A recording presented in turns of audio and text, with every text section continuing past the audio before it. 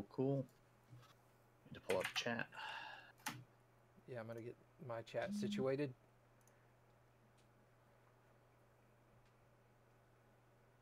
Oh. Oh, I like that. What are you saying oh to? I'm Commander Shepard. And Oh this is my shit, favorite streamer. on- Twitch. That's what you're saying oh to. Hmm. Hey Creed, thanks for the resub. 5th month in a row. Yeah, boy. All right. So, welcome everybody.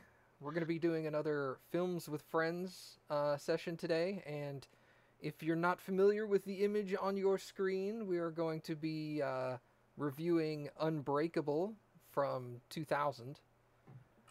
Obviously, there's going to be spoilers, so if you've not seen the film and you want to see the film, you might want to stop now. But that being said, I had seen the film. It's one of my favorite. It's probably now my second favorite M. Night Shyamalan movie. And behind Split. Split. Okay. Split, Yeah. I understand. Okay. I'm not familiar with Split. Well, it's on the list of movies to watch, so don't worry. I will make sure you get to watch it. It's really good. But anyway. Yeah. Yeah, we're going to be talking about this movie and everything, and because Drillian and Creed, say hi, Creed. You've never been here before, by the way. Oh, yeah. Hi. I'm new to this. Hello. So Like neither the of freshly them, born babe. Yes. neither of them had seen the movie prior to watching it for this specific reason. So it's gonna be fun to hear their thoughts. So let's get started. Yeah, I came in like not knowing anything but the title, got the link for it, and then sat down and watched it like literally this morning. And just the way it starts off, and it just keeps jumping between different people, and I'm like, okay, Black Baby, Brittle Bones, to Bruce Willis. Like, how is this transition? And then I saw M. Night Shyamalan, and I'm like, okay, that makes sense. Because I was so confused. Yeah, the second I saw M. Night Shyamalan, I realized, oh, there's going to be some crazy twist at the end that I would not be expecting. Well, that's the thing is, I saw it was M. Night Shyamalan. I was like, all right, what's the twist going to be? And I'm going to be real. I totally guessed it. God, why am I trying to avoid spoilers? The whole point of this is To spoil everything. to spoil it. We're discussing the movie. We got to talk about your thoughts and all that good stuff. So don't be afraid. This is spoiler heavy. We gave the warning at the beginning. No, we did. Yeah. See, my favorite thing to do when watching movies is try not to analyze it or like think too hard about it, because it allows me to enjoy the movie for what it is without trying to think too deeply. I can't help but analyze it. Cody, oh my god, you do the most annoying thing with jigsaw puzzles. You take pieces you take pieces and put them on the board where even though you don't know where they go. I'm like, what if I need to put a piece here? Well, what I'm trying to do is get all the edge pieces out of the way, so that way we can just choose from them to start. Oh, gotcha. Well, put them in the center instead of around the outside. Yeah. No, that's what I did, and then Creed just moved them out. Stop it, Creed. I'm gonna slap you. Okay. Anyway. So, did y'all like the movie? Oh, yeah, I loved it. It was horrible. Really? It's got good actors. I wasn't expecting to dislike it. I like how Creed just moves on. No, I didn't think it was horrible. I thought it was pretty good. I mean, yeah, why wouldn't I ignore you? I remember being told that that it was like a superhero movie, and after watching it, like I see how they allude to a superhero movie, but that was definitely not a superhero movie. Yeah. I don't know what I would call it though. That was more of like a X-Men movie. Well, oh, okay. So, a lot of people would call the X-Men movies superhero movies, is the thing. Mm-hmm. And I think that may be where the the disagreement on that would come up, because while I will say that this certainly is not anything like a standard superhero movie, he is in some aspect a kind of superhero. I would say more that he is a superhuman, not so much a superhero. Because I think, yeah. Okay, I'd I say see. I see where he's you're coming from. separately a superhuman and a hero, but Well, he's I not mean, a superhero. the only Okay. part of the movie that really makes him a hero is the fact that he saves a family partway through, or part of a family partway through the movie. He does no other real heroic acts throughout it. It's more like a self-discovery of his abilities. Yeah. And an understanding of what that probably is going to entail. Like, the thing for me that got me the most was the fact that his whole life he had felt off in some way, and it was because there was some kind of like unspoken thing in his head that was telling him he wasn't doing what he was meant to do with his life. Mm-hmm. And it was kind of like this. I want to use the word discovery, but that's not right. It's kind of like this understanding that now he's kind of figured out what it is he wants. Yeah, it's like a calling, but it's like an instinctual calling, not like somebody discovering, ooh, like Creed, for example. It's not like you figuring out, ooh, I really like doing theater art stuff. I should do theater art stuff. That's a calling. Took me a while. That's a calling. This is more of a Purpose. if I don't do this, it's physically harming my life. Like, his whole life was in shambles because he was trying to deny himself this. Mm-hmm. So it was like it's a whole different level than finding out what you want to do for the rest of your life. Yeah. That's a really interesting way to put it, because I don't know, like it kind of makes me wonder like how his life would have gone regardless, because after the start of the movie, when the train wreck happens, his son starts to like really cling on to him and not want him to go. And you can kind of see the relationship between him and his son and him and his wife start to repair itself. Mm-hmm. Yeah, it was like when he figured out, or when he started to connect the dots, other things started to fall in line. Like, hey, I'm no longer feeling so depressed all the time. I'm no longer I don't know. That was a pretty good explanation, I guess. These are really dark. Just everything got better about his life. Yeah. Where's this freaking piece go? There. Okay, but the scene where his son gets the gun out and tries to shoot him, that killed me. Oh, like it killed your heart kind of thing? Yeah, like both the fact that, well, his son just believed it so much. Like, yeah, it's true, of course, but like his son's like, yeah, this is at the point where they hadn't quite come to terms with the fact that he had abilities. He was still heavily in doubt about it. And his wife was basically completely clueless about it. Like, she heard the theory, but as far as she knows, he doesn't. And it's just all in this crazy guy's head. Well, David also wants to keep it a secret from his wife. Like, he doesn't want... Obviously, with the backstory about how he and his wife got together, you realize, okay, he kind of took an easy out because he wanted to be with his wife, but she didn't want to date somebody who was doing something that was inherently dangerous. It could get him hurt. Yeah. Yeah, exactly. And it's understandable. But it was also a way for him to kind of opt out of that lifestyle. Yeah. And it made things interesting. It's a good word for it, yeah.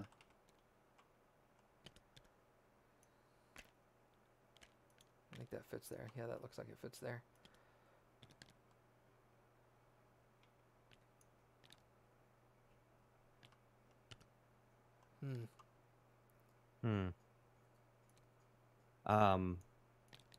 But yeah, I mean, even despite hiding it from her, she still never really witnessed his ability to, not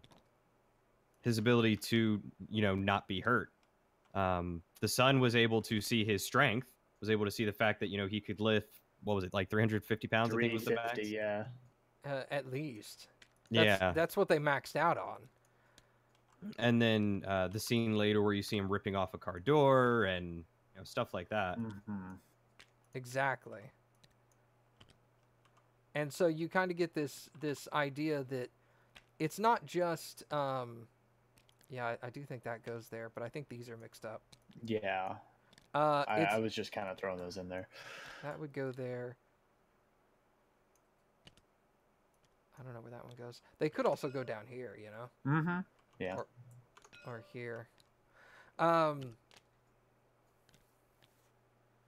yeah, the thing that really got me about this movie was less that it was a superhero movie and I was like, "Oh my god, superhero movie, yay." It was the self-discovery. It was the coming to terms with your abilities and what that means for your life now. That really stuck with me. That was the part that I loved the most. Yeah. No, I fully understand that. Oh.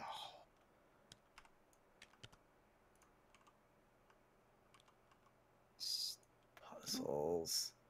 I also found it was kind of funny at the scene when David gets the phone call from school that his son got in a fight. And his son was like, "I thought I would have your abilities."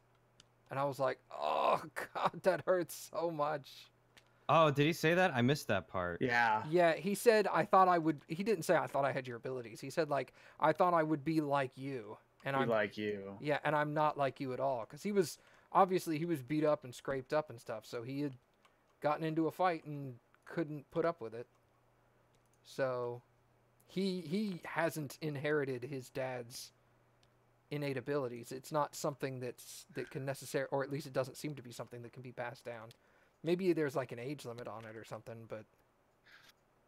Well, I mean, he even mentions that when he was younger, he never really got hurt except for the one time that he got drowned. Yeah, but that's the whole, like, that's his weakness. Yeah, but what I'm saying is even when David was younger, he wasn't able to be hurt except for when he got drowned. Exactly. So I don't think there is an age limit. I don't think it's like a gene that'll pass down from father to son like that. Yeah, I kind of agree with you on that one. I don't think it's a connection thing there either. Yeah, I don't know about that. I think that piece goes here. It seems like it does, but I'm not sure. It doesn't have the hair. It has a little bit, like, right here in the corner. Like right there, yeah. And his hair does this weird, like, part in his afro. Is it like that? Yeah. That feels better. So this piece. Okay. So, that goes over there. I don't know. This piece still just doesn't feel like it fits quite right. But I don't think we have another option. Which piece where? This one here. This one could go there. Well, what if this all... Oh, that definitely doesn't scoot down. Look at that. Those don't match up. You're right. This piece might actually go... Oh, no. There's no way in hell that could go there. I don't know. Just something about the corner of it seems off to me. Yeah, no. Which corner? This corner? No, this one definitely goes there. It's this piece that doesn't seem right. Maybe these... Hold on. Maybe all of these slide over to... No, because these would go right here with the shadow. I mean, that kind of works. Well, no, look. There, right there. Oh, that does work. And then... No. No. What? Uh, I also think we're missing some edge pieces. These don't look like enough. Actually, they do look like enough. Never I mind. think Creed ate them. Damn it, probably. Creed. I like eating them. They're What'd you tasty. What'd you guys think of the acting? I mean, this may be the way it was directed, but it wasn't the best. But I'm also not the biggest M. Night Shyamalan fan, so that might have just been me. Fair enough. That's very I don't know, noble of you to admit that. A lot of I've just yeah. a lot I've of never people would liked his be all stuff. like, a lot of people would be like, "Oh, it just sucks. It just sucks. It's trash." But you're very much like, I wasn't a huge fan, but I'm not a huge fan of his stuff anyway. Well, it was kind of poisoned by the last Airbender movie, which was Fair. absolute crap. Well, see, I don't watch all of his films either, so Yeah. see, this looks like it goes here, but then it doesn't go there. See, I don't watch all of his films either, but Avatar: The Last Airbender was definitely crap.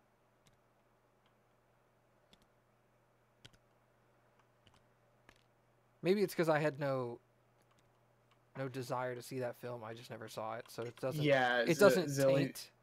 he did the yeah, it was the live action one that was like absolutely the worst movie I've ever seen. Maybe second only to the Aragon movie, which There's It's a supposed very to. bad movie. yeah. This piece here has to go here. It's the only double prong piece. Where? Double prong edge piece. This piece. Is there Well, another? then these might be wrong then. That obviously doesn't go. What about this one? No. No. Maybe. That's too big of a transition. That's also too. Maybe this one here. Yeah, that looks good. Yeah. That's closer. Yeah. Okay. I really liked the direction in the aspect of the very limited amount of dialogue that there is in the movie. Yeah, it was a very quiet movie. I noticed that. There's very little talk. A lot of the story setup is done, and that's another thing. Like, I don't know if you guys watch Everything Wrong With on YouTube, where the guy points out big errors. No. He points out annoying things in movies. But basically, he has a couple of specific pet peeves, like lots of on-screen text that the viewer has to read, or lots of voiceover narration to try to set up the story. Yeah. And those are two big pet peeves of mine, and that's one thing that I really appreciated in this movie. Is all of the backstory of the movie is told in what would normally occur in everyday life. So, like, they didn't come out and just say, "Hey, David Dunn is on the train that just crashed." They had the news report say the number of the train, and then the kid got up and went to the fridge and saw the thing on the fridge that showed the number of the train. Mm-hmm. And it's like all this information is given to the viewer, but it's also kind of up to the viewer to kind of connect the dots a little bit. And I tend to prefer movies that have a bit of intellectual, like, self-understanding of the movie. Like, you actually have to pay attention to get it, rather than the movies that'll sit there and spoon feed you absolutely everything. That one goes there, actually. I don't know where this one goes. And that's one of the things I really liked about it, is that all the subtle stuff that's just kind of like, hey. Yeah, like it makes you, it instinctively gives it to you rather than just telling you. Yeah, exactly. And it for me, it gives me a bit of a more sense of I'm more invested in the story because I'm sitting here and I'm figuring a lot of it out for myself. And it makes me feel really good about it. I'm like, oh, dude, no way. No, I totally get that. Yeah, I can I can agree with that and how the movie was orchestrated, because from the get-go you have no idea what's going on. Like, there's no concept or idea of why what you're seeing is happening. You literally start off the movie with the birth of some random boy that apparently was born with his legs and arms broken. Yeah. Moving to the scene of the train where Bruce Willis is sitting on a train and this attractive woman sits next to him, and he pulls off his wedding ring to talk to her. And super skeevy, by the way. Yeah. I didn't know at that point, was I supposed to like his character or not? Which is a good thing. Yeah, it's well, see, that's also one of those scenes that helps you set up the story of the rest of the movie, where you're going, okay, obviously there's some kind of marital breakdown here. Either that or he's just super unfaithful. Well, yeah. Well, I mean, that's still a marital breakdown, you know, whether it's his fault or whether it's both their faults. It's something there is not, you know, flowers and unicorns, you know? Right. And so it makes you start paying it. That right there immediately makes you start paying attention when he gets home and you see his wife and kid, and you're all like, I want to pay attention to this, like, I forget the term, but this, like, setup, like what they're doing here, because obviously something's going on here. So it makes you pay attention to what's going on at home, and start wondering, like, is he the problem? Is she the problem? Is there a mutual issue here? What's going on? Yeah. And I mean, of course, in most situations, you immediately assume it's his fault. Obviously. And in a roundabout kind of way, it is his fault, but it's more like it's the whole he doesn't know what he's supposed to do with his life kind of thing. It's the nature of the situation. Right, exactly. Like it's the circumstances that he's been put under. That doesn't go there, unfortunately. Yeah. It's not that, like, either one of them was unfaithful or anything like that started to cause a split. It was all a matter of he was basically in a depression of sorts, and was unable to communicate it appropriately with his wife, and so that's where this tension and division, I guess, was birthed. Yeah, exactly. It's the whole. I kind of when I watched it with Cappy and I was talking with her about it, and I kind of said, you know, it's kind of the aspect of, how did I say it? I basically said, like, he knew he wasn't doing what he was meant to be doing because everything just felt wrong to him. I think you're right. I think that does go there. Yeah. And that just made his entire life off. He never felt comfortable at home. He never felt comfortable with his son. He never felt comfortable with his wife or at his job. You know, the only place he felt somewhat better was at work, but that was because he was a security guard and protecting people. And that was the whole deal, is it was like, that's what he was meant for. He was meant to be a form of protector. Yeah.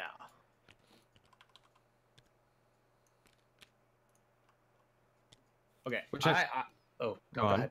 I was just going to say, which I found really interesting, that once he kind of discovered what he could do, the one time where he does some form of heroic act, he is wearing his security uniform. That was very intentional, I would assume. I would imagine so. I think it goes here as kind of a hey, you know, this is kind of what he's meant to be doing. No, this piece is right. No, you're right. Yeah. And everything just clicked, and but it also, the way his work poncho, his security poncho was, it also gave the illusion of like a superhero cape. Yeah. Without actually saying, I'm a superhero, look at my cape, you know? No capes. Exactly. And okay, so the drawing in the newspaper at the end of the movie of Yes. him in the poncho. Yeah. I don't know why, but I was immediately reminded of like in the first episode of Arrow, like the first season, first episode, there's a drawing and it almost looks exactly like that. It's just a dude in a hood and it's got that same style. And I'm just like, okay, yeah. I immediately think superhero when I see that. Yeah, I've never actually seen Arrow, so I'm not familiar with that particular scene. But yeah, you don't need to be. It looks No. exactly the same. Yeah, I'm sure there was probably some kind of like inspiration kind of thing. Like whoever drew that was all like, that was a really good drawing. I should draw something similar to that. Mm-hmm. I think it was more just to resemble the nature of comics and how they design their heroes and how they portray them to the reader. Because and I think that's how Arrow got it as well. So that's why I'm think they have the similar style. Yeah, well, definitely. Yeah, Arrow being it was a comic book, right? Yeah, Green Arrow, DC. Yeah. Okay. Arrow being a comic book, that would make sense. And then the whole reason why why Bruce Willis was discovered to be the kind of superhero that he was is because Samuel L. Jackson's character was had discovered that he was the sole survivor of basically an impossible survival situation, and began to study up on him and said, hey, you are like a superhero in the comic book, which he grew up reading because of his brittle bone disease. Yeah. That literally made his bones like glass. Yeah. Which the fact that he orchestrated all that, like, that was wow. Okay. Yeah, like I'm sure a lot of people probably assumed, like after maybe like 30 minutes into the movie, you're going, okay, I'm pretty much sure that this guy is going to be a bad guy.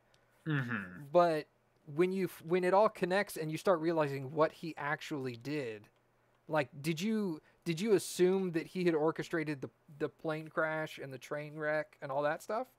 No, I didn't assume he had done that, but I knew he was like not in good. some way not good. Yeah. I didn't know if it was he orchestrated everything or he was like helping Bruce Willis for nefarious purposes or what. See, the thing that always got me was the fact that he always very specifically stated there were 3 accidents. Like, yeah, as it like the fact that he was looking for it, you're like, why are you looking for these accidents? Like, what like prompted you? And there are probably more accidents, so why these 3 specific ones? Sure, and there were, because at the end of the movie, Bruce Willis looks around his office and he sees like all these mudslides and other accidents and crazy stuff that had happened. Yeah. So he definitely did orchestrate more. I did link the image I was talking about in the Discord. I think if you just want to take a look at it. I think it was more along the lines of he created those 3 specific accidents and he was just paying attention to other ones that just so happened to happen outside of his control. I agree, yeah. Okay, yeah, I see what you're talking about, Creed. And yeah, it's just a hooded character with a square jaw. It's a square jaw, hooded, it's the pencil sketch. It's a hooded comic book hero, is what it is. Yeah, exactly. It's just a generic hooded comic book hero. But I mean, that's one thing they talk about. And that was one thing I really liked in the movie as well, was all the symbolism that was put forward about comic books. And how... Because that's something I never really thought of at the time until I watched this movie. And then I started actually like looking up comic book characters, being like, that is true. You don't...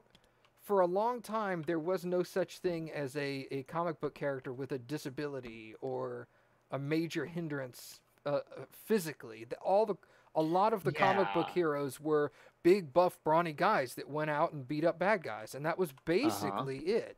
Now, I mean, obviously nowadays there's, you've got all kinds, but yeah, no, they've only started in the past like 10 years doing superheroes with disabilities, like Hawkeye. He needs hearing aids, like he's literally deaf. Right, exactly. But that wasn't a thing until about 10 years ago. Exactly, Zill. They're the archetypal superhero. Mm-hmm. Yeah. The buff guy with the square jaw and huge muscles, and that's all you needed. He's a hero. God, I think this puzzle. I think it was definitely earlier than 10 years ago, because if you think about it, Superman has had his aversion to like kryptonite for. Well, that's different. That's a weakness. That's not a disability. Yeah, that's not a physical disability. Superheroes have always had weaknesses of one sort or another. I see what you're saying. Yeah, that's why David's weakness is water, you know. It's he can't be completely invulnerable, then it's not realistic. His Achilles heel. It's all Exactly. back to the Greek. There's always you're superhuman, but there is a weakness. Right. Is this part of his glove? I don't know. think It so? looked like it. It does kinda. It doesn't look It like might be on this. It might be on this side. I don't think No, so. maybe not. The lighting doesn't. No. It's the Oh yeah, okay. It was just There we go. upside down. You're right. It was upside down. God, this is so monochromatic. I know. That's the other Matt thing. picks the best pictures. And I do. I was gonna actually bring up a point about the cinematography of this movie. Yes, is it's so good. so good. That was one of the first things I noticed because of the scene with in the train. The train where it's tilting the camera back and forth so you can only see one character at a time. Like Yeah, and it's but I mean they played it man. off really well because rather than just having the camera go back and forth, prior to that you see a little kid in the front seat, and then right after that you see a little girl in the front seat. So you're like, obviously the camera was portraying the point of view of a child.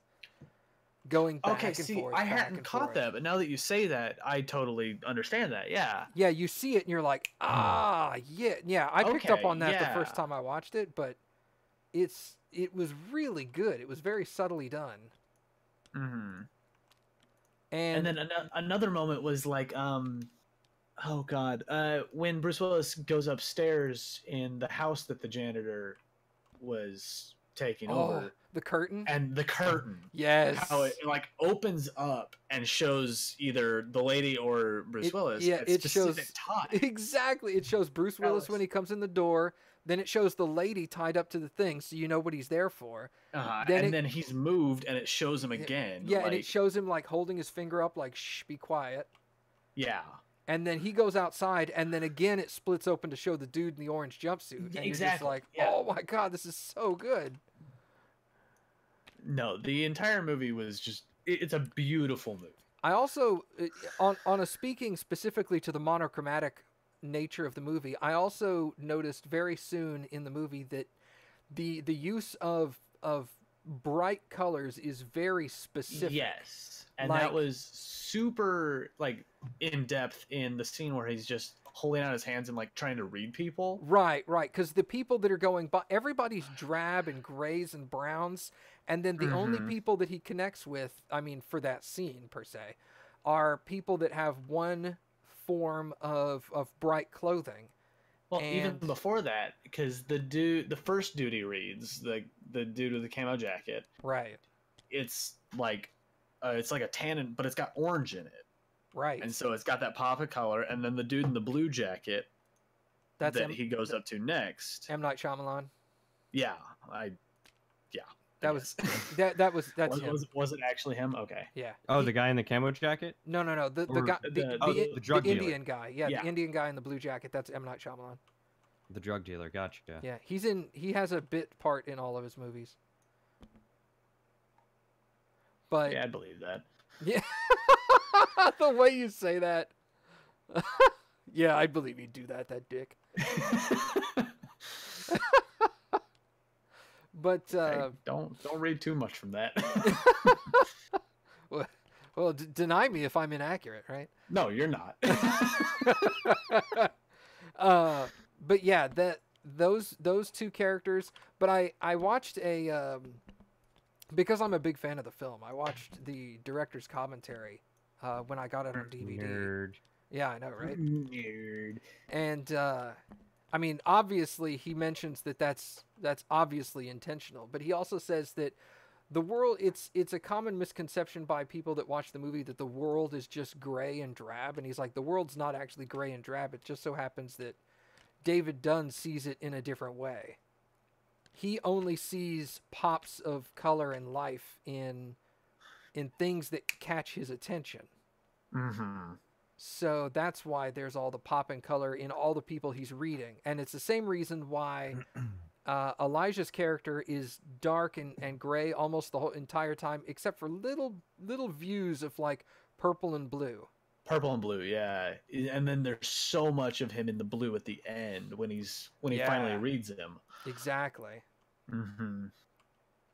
And he said that was kind of a thing, like, because when he meets Elijah for the first time, he has no understanding of his abilities or what this all means. He's not fully putting together the fact that Elijah is actually part of this problem. Because he's intentionally helping him throughout most of the movie, so... Yeah. Ugh. So good. It's also interesting to kind of like think back and realize the whole time the main villain, Samuel L. Jackson, is doing this because as a kid he read comic books and he believed that there had to be a superhero out there somewhere because of his rare genetic bone disease, that there had to be someone on the opposite end of the scale. Mm-hmm. So the entire time that he's orchestrating this, he is still believing and understanding that because he is not the one capable of stopping crime, that he is the one that starts it. Yeah, and that's a very skewed view of the world. I don't think he was intentionally, like, I don't think, and this is just my personal view on it, I don't think he was intentionally going in thinking, I'm a villain. I think it was more like... I don't think he was. I want to find this guy, and then once he found David, he was all like, oh shit. Now that I know what David is, I realize what I've become in order to find him. Yeah, I think he said something... Oh, God, what did he say at the end there? Like, right before the ending crawl. He said something like... I should have known because of what the kids called me, Mr. Glass. Yeah. There was also the whole...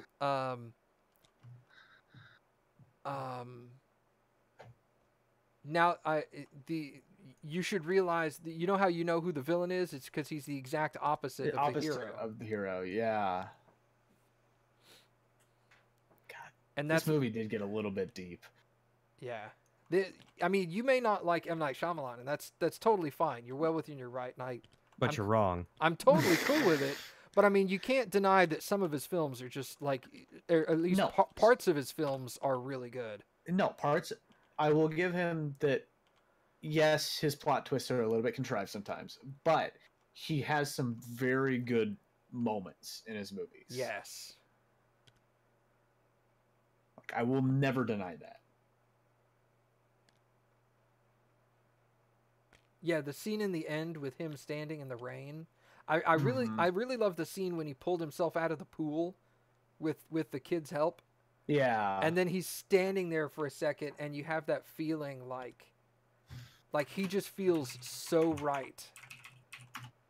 You know, he may have just gotten his butt kicked. Yeah. But he's like, yep, this is exactly what I'm here for. Yeah. And I know his weakness is water, but let's be real, anybody would have a hard time getting out of that. Sure. Like, you're sinking in like a freaking pool cover that's wrapping around you. Anybody would struggle with that.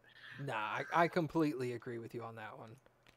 I think it was just the easiest way for them to display that. Mm-hmm. Yeah. I can't think of an easier way, or a more straightforward way. I'm sure somebody has, but what is this? This looks like part of his staff right there. Part of his cane, but his whole cane is already done. So I don't know where that came from. Wait, what? That doesn't go there either. You don't know where that came from? Oh my god. Oh wait, this is a button on his jacket. Oh, it goes there.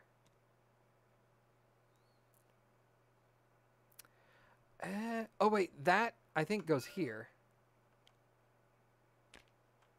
In a different... Oops, that's the wrong button, sorry. I think it goes there. Yeah! Yeah, alright. Got it. This might take a while. Well, we don't have... We didn't finish the first puzzle either. Yeah, it was really difficult. I don't intend for us necessarily to finish the puzzles. It's just, it gives us something video game-ish to do while we describe the movie and talk about it. And stuff. Okay. Yeah, I understand. I think that does go on his jacket somewhere. I just don't see where right now. Flip it over. No. You have it. Yeah, there you go. Yeah. Right there, yeah. Don't touch. Fine. That doesn't go there. Did anybody Sitting there else... trying to figure it out and put it down, and Kree's just like, no, let me do it. What does it look like I'm doing? I'm trying to figure it out. Road. I'm trying to think of other scenes that were like really awesome.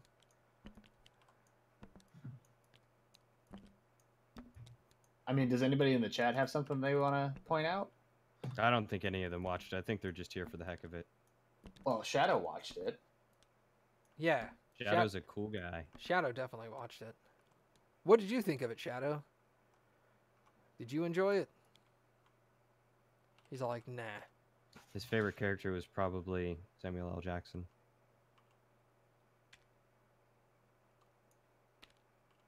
Hey, that went there. Perfect.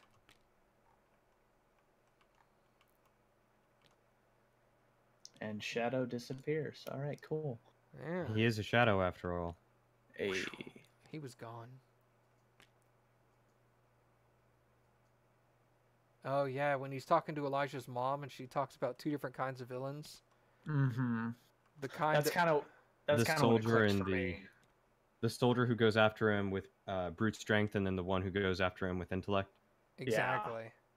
And I mean, it's obvious with Elijah what kind he is. He's the intellectual kind. He's obviously not brute strength. I never got that. Shut up.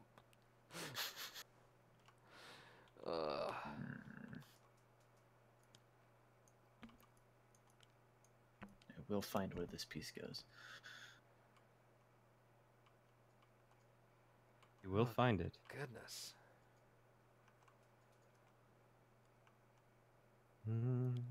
I also really liked his interpretation of comic book art. How he treated comic book art like masterpieces. I really enjoyed that just for the sole fact that I also do that sometimes. Yeah, definitely.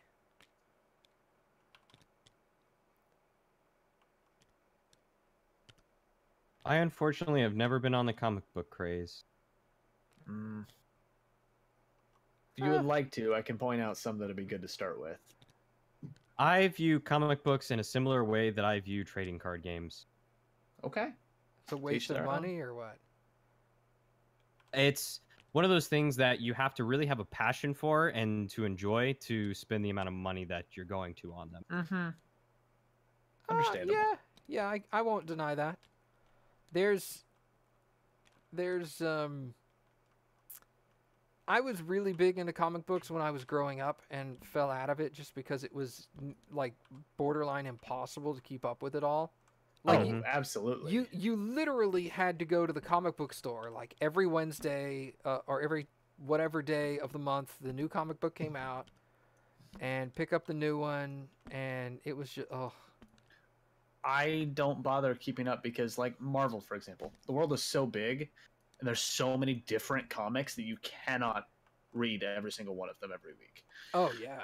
There's hundreds. Also, the fact that there are so many of them that are no longer in circulation. If you had wanted to go back and, visit the story to understand what you were reading, it would be nigh impossible to. Why wikis are the best. Exactly. Really, with comic books, the best way to go about it is just to go to one of the wikis and start reading through the storylines. I mean, you don't get all the cool like action sequences and stuff like that, but it's just like at least you can set yourself up for what's going on. Yeah. So, but yeah, I'm glad you guys enjoyed the film. Mm-hmm. Yeah. No, that's one I'd recommend to people actually. Like, as much as I actually like dislike M. Night Shyamalan just because of all the things he's screwed up, I would recommend that movie. Well, I'm glad to hear. For someone who doesn't like M. Night Shyamalan to recommend one of his movies to people, that's saying a lot. And to me, that's all I want. I want people to watch a movie that they wouldn't necessarily have watched otherwise and go, you know what? That was good. I liked it. Mm-hmm. Yeah, I mean, I thought it was a pretty good movie as well. I greatly enjoyed it. It was a lot darker than I expected. Like I wasn't going into it expecting it to be exactly what it was, you know? Yeah. But I definitely enjoyed it. I enjoyed the way that the plot unfolded because it didn't just like hand deliver it to like deliver everything to you. You had to like slowly pay attention to what was going on to really understand what it was that you were watching and experiencing. Exactly. And I thought it was a very good way to unveil like the different points. Like it never flat out said like that him and his wife were separated until like 3/4 of the way through the movie. Yeah, Like by and the then time you got up in the end, it was just like, oh yeah, by the way, we're separated. If you hadn't gotten that already. yeah, exactly. Yeah, that's one of the big things I like. I like stories that allow you to figure a lot of that out on your own. Yeah, Event Horizon was very similar with that. It was like they kind of told you things, but they didn't explain it to you, and you're sitting there thinking, all right, what is this, and when am I going to figure it out? And Yeah, and just basically never. Just, yeah, if you don't get it with context clues, you're gonna be lost. So that's pretty much exactly how it went. It was, you know, if you're not paying attention, if you're not like picking up on these subtleties, then you're not understanding the movie. Mm-hmm. Where do you go? is You there? that's this dude's hat. You Okay, go there? cool. You go here? Nope.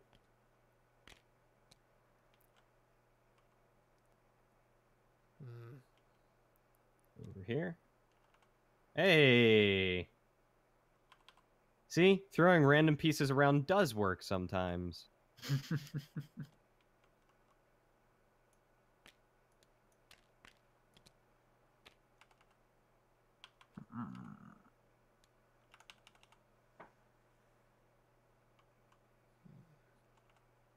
It almost looks like go there. Doesn't.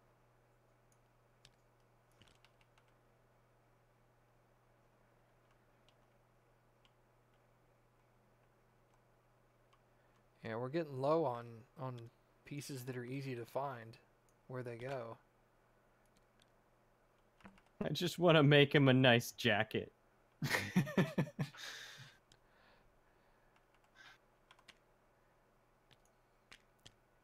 Oh, hey, oh, dang, that one right there. Nice. Nice. Nice. Nice. Some of these are like way brighter than the rest of it looks like. Yeah, that the contrast between the actual puzzle and the image is a bit of an issue. Yeah. Let's put that aside. What about this? Look at For Mom the judging us lightest for doing pieces. puzzles. Mom's finding where some of these pieces go before I am. And she's all like, just put it. Just do the thing. I'm sitting here looking for there's nothing else. All the really bright pieces are going to need to go up here. See, aside from this, I haven't done a puzzle in I don't know how long.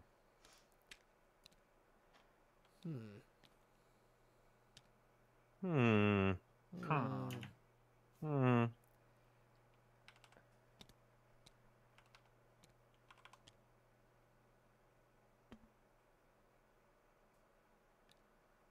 See, Mom just makes it look easy. Mom's really good at puzzles. Creed, why do you got to do that to me, man? I actually didn't mean to grab that.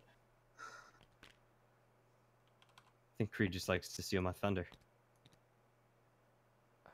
That is a really bright piece, so it needs to go up here somewhere, but I can't seem to Yeah. find where. I'm trying to see where this line goes. This is also a really bright Wait, piece. wait. No. Aha! It's right there.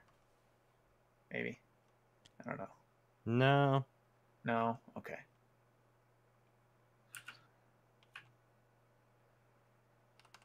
I think that goes there. It's right there. No. No. I don't know. Yeah, that goes I'm there. lost. There's also some bright pieces over here on his shoulder. I just realized. Not this one. I had a piece a minute ago that I'm looking at that I want to find again. I think it was this one. Oh, Oh. you grab my piece. My bad. Look at it. Yeah, that's part of his shoulder. Yeah, Creed likes to do that. Yeah, well. Tell them how many puzzles she has. Found it. My mom has all the puzzles. Like, if you think there's a puzzle of it, she's probably got it. Like all the puzzles. Maybe 100 or more. How That's many? a lot of puzzle. Yeah, well, that's active. Like right now. That's not including all the puzzles she's done and then gotten rid of. Oh, jeez. So she'll like do puzzles and be like, well, that's that one. No need for me to keep it now. Oh, and also his sleeve. Wow, some parts of this thing are super bright and they just don't look bright. I don't think that definitely doesn't. Yeah, that's not right. Let me. I'm gonna work with this one. She has about 150 currently in her closet. Jeez, Mom. Yeah, and That's a lot of puzzles. That's a small smattering of what she's got. She likes puzzles. I couldn't tell. I mean, Yeah. puzzles are good. I can't blame her. Yeah. I think that goes there. Pretty sure that does go there. Okay, good. I got a shoulder piece. I No, would this roll is low on the Unbreakable. shoulder pieces. Bruce Willis was also in Die Hard. That's correct. Yeah. Yeah, the key is, was Samuel L. Jackson in Die Hard? He was in one of them, wasn't he? One of them. Was he in Die Hard 2? Bruce Willis-ier? Bruce Willis-ier? No, that is Die Hard with a Vengeance that he's in. Which one is that, though? No, that's 3. Is that 3? Yeah, because Die Hard 2 is just called Die Hard 2. Die Hard 2, yeah. Yeah, so Die Hard 3. Okay. Yeah. Okay. Yeah. No, this is Unbreakable, because I don't think Bruce Willis was a security guard in Die Hard, and I don't think Samuel L. Jackson had fragile brittle bone disease in Die Hard. Hey, you don't know. You don't know him. You don't know his life. This is true. I don't. Well, I will say we should do Die Hard for a Christmas special of this. ah! Oh my God, that would piss off a lot of people. It would make a lot of people very happy and a lot of people very angry. Because Die Hard is my favorite Christmas movie. There's a big like Die Hard is not a Christmas movie movement. Yeah, and it's But wrong. there is also an equally large Die Hard is a Christmas movie. You know, I don't think I've actually seen the first Die Hard. What? Oh, there we go. I'm not all that surprised, to be honest. Like, I know I've seen it on TV, I just don't know if I've seen it all the way through.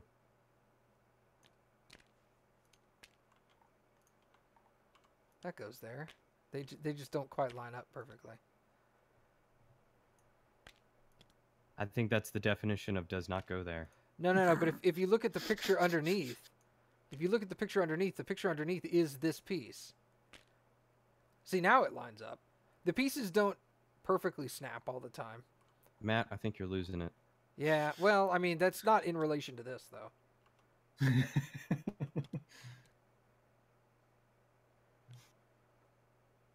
Have you guys seen the Honest Action? I'm assuming you mean Honest Trailers? Because I don't know of something called Honest Action.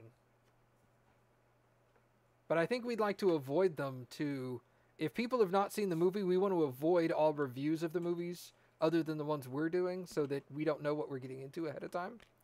Yeah. That's half the fun of this is watching movies we've never watched for the first time, or at least most of us have never watched. Like I saw Unbreakable before, but these two guys hadn't. Watching honest trailers or Everything Wrong With would kind of defeat the purpose of this. Yeah, like we even have to be careful when we look up stuff on IMDb. Exactly.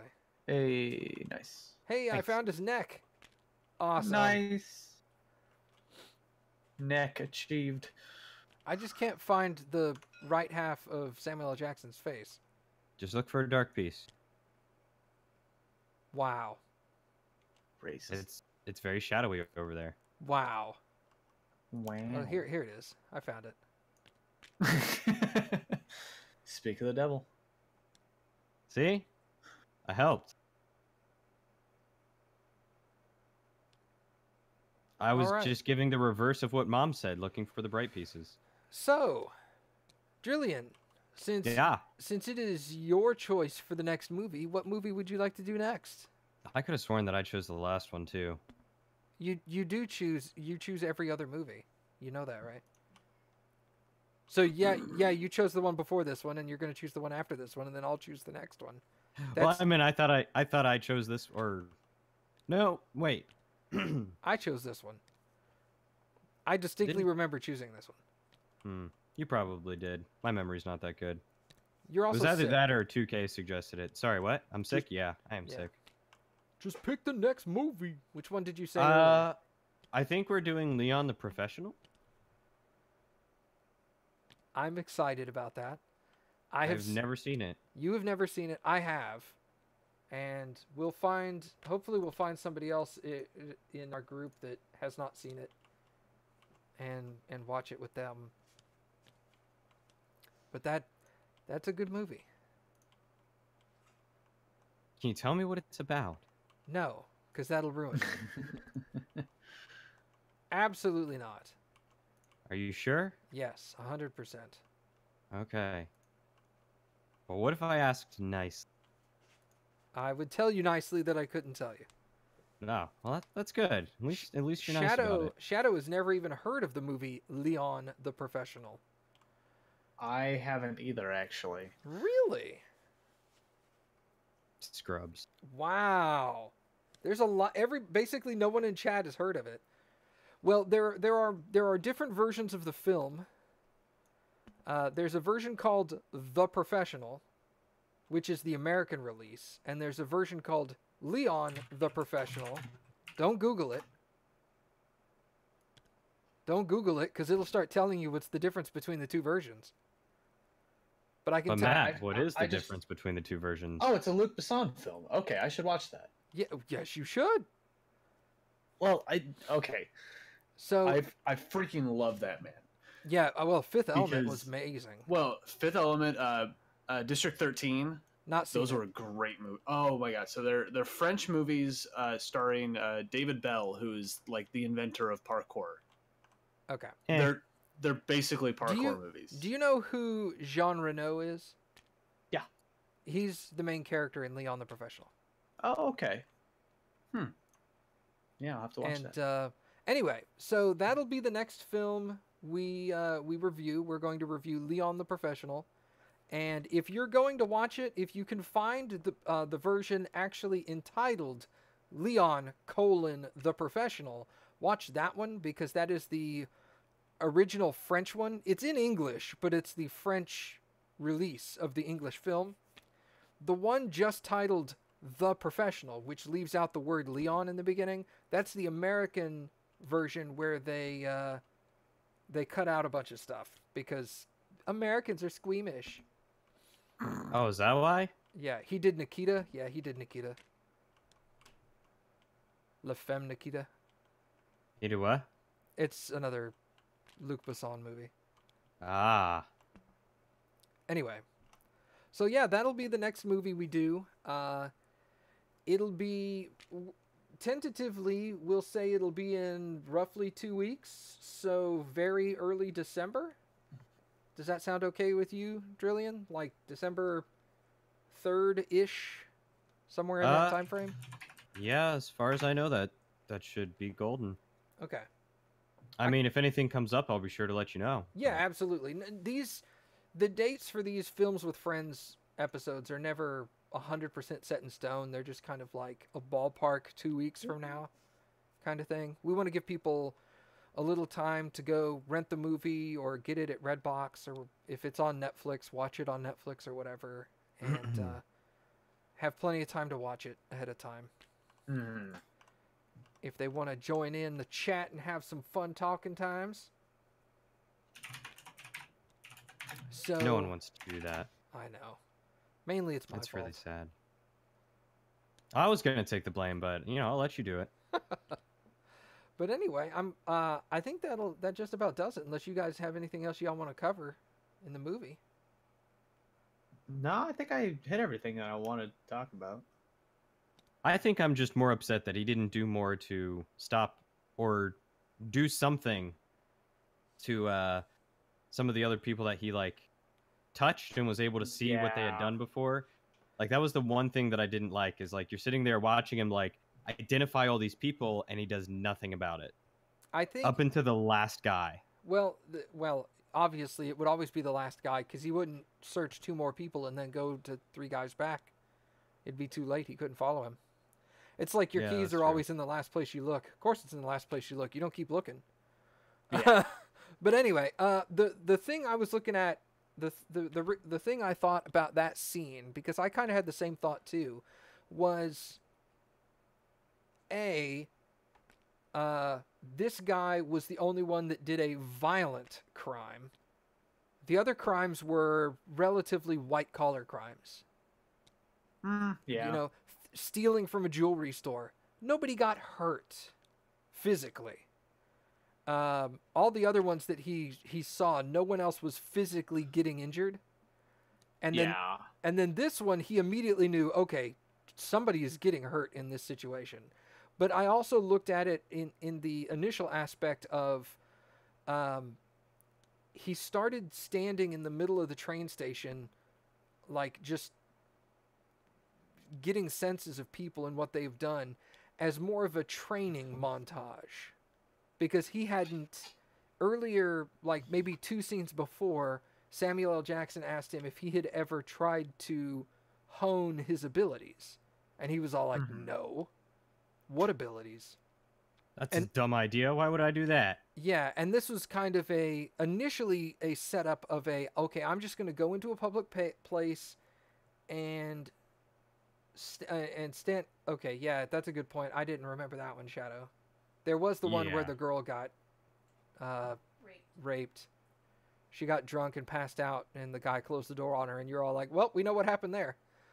Yep. That was the one in particular that I had in mind. I was really frustrated that something that they alluded to that and then just left it there. Yeah. Okay. I didn't think of that one. Yeah, that one left a little bit poor taste in my mouth. I understand it's a gruesome crime that you can witness in such a way that his power allows, but it's that's one of those things that it's you touch on and then you never touch on again, and it's what was the point of introducing it at that point? I felt like they could have covered another crime of any kind. Here's 2 other possibilities, one of which I thought of while we were discussing it, and one of which Cappy thought of, is maybe one of them was the fact that David is kind of a family man, and this was a crime against a family with children, and so that's a good point. It struck a chord with him. And another thing I thought of while you were describing it was maybe it was also the aspect of, even though that was a violent crime, the rape of the drunker girl, maybe it was more along the lines of while yes, it is a violent crime, it's over. Yeah, he couldn't do anything about it now. He couldn't stop the crime. That's true. Whereas this particular guy, it was obvious that something was still going on. So he was going to at least follow the guy and see, okay, he committed this crime. Is he going back there or something? Because maybe I can do something about it. But, yeah, and that part I can understand, but I guess my complaint is still the fact of the matter, back in 2000, it probably wasn't as such a controversial topic as it should have been. But the fact that they show that and allude to it and then cut away from it, whereas the one before it was just someone stealing something, like it felt like a very large jump between one set to the next. Yeah, I won't deny that. That was a very uncomfortable. And then with Scene. the family being there and how everyone was tied up, it automatically makes you think, what is this janitor doing to the family? Right. Yeah. Right. So I think it was just like the setup and the way that it was executed and like led into it. It was like, you're going to touch on this and then completely ignore it and go after this other crime completely. And like, I can 100% see how that bothered you. And it definitely would bother me today, because I would be all like, whoa, why are you just not going to try to do, like, the kid's over there standing with like his parents. Why wouldn't you just walk over there and accuse him of it? See if he clams up. Because that's exactly kind of that's gonna at least be kind of suspicious if you accuse him of it and he's like, Yeah. and then you're all like, okay, what the hell's he talking about? And I think that goes here, Drillian. I think you have to rotate it into the brim of his hat. Well, not exactly. Never mind, I'm wrong. it's just, I had this piece earlier and I could never figure it out. No, it doesn't go that way either because you can't rotate it that way. Crap. Hmm. I'm trying to look at it as the big picture kind of thing, trying to see if I can find where that swath of light came from. Yeah.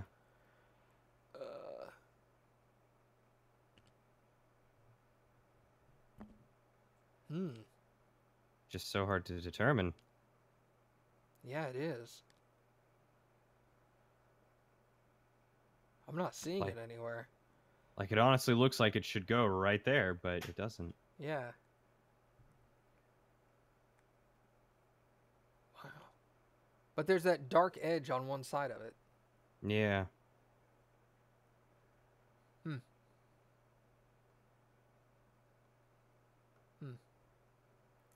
Well, but yeah, I think that'll about do it for us for this episode. Yeah. For those who want to participate in the chat for the next episode, like we were talking about earlier, go and find yourself a copy of Leon the Professional. The date on that movie is, let me look it up real quick. 94. Yes, 1994. And we will let you guys know on... make sure to join our Discord servers, because that's where we're going to let everybody know when we're going to get ready to review that one, when we get a more ironed down date. So there's a link to my Discord server. Drillian posted a link to his Discord server in his chat, I'm assuming. Creed did. Thank you, Creed. Cool. Yep. I heard somebody typing right after I said that, so I was all like, that's happening. But yeah, thank you guys for coming. Yeah. And thanks for having us. Yeah. I always enjoy these. Thanks for liking the film. I'm waiting for the one time I suggest a movie and then you guys come in and y'all are all like, that movie sucked. And I'm just like, oh, well. That'll probably be one of the ones I suggest. Yeah. It'll happen eventually. Oh, yeah. It will, without a doubt. All right. Where do you go? So we'll see y'all next time. I will find you. Oh, there it is. Hey. That's where it goes. Right hey. It's because there was literally another piece sitting there. This one was sitting there, and so I moved